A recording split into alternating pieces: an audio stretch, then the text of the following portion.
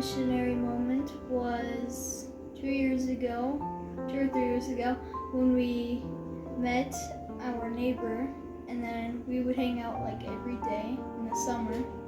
And then we had such an impact on him that he decided to tell his mom, and then he kind of wanted to be more like us. So I'm sitting at Time Out for Women about the same time, and during one of the presenters, I get a text, and she's like, "Hi, I want to come back to church." And I'm like, "I don't even know who this is." Who is this? And she's like, "It's your neighbor down the street, Connor's mom." And I was like, "Oh, what do you mean?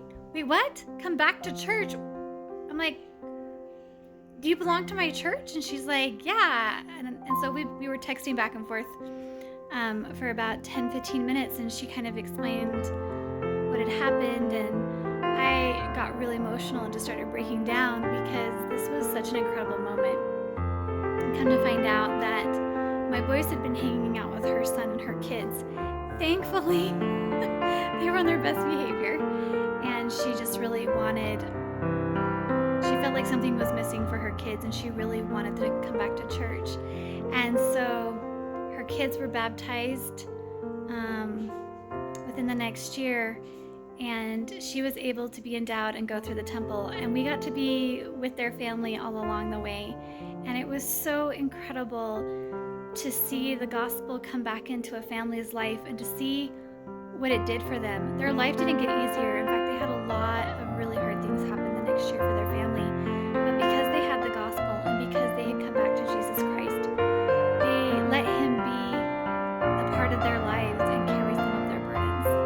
And because they knew that that's what his real purpose was. And so we got to be witnesses to that, and it was incredible, and it grew our own testimonies of the importance of Jesus Christ.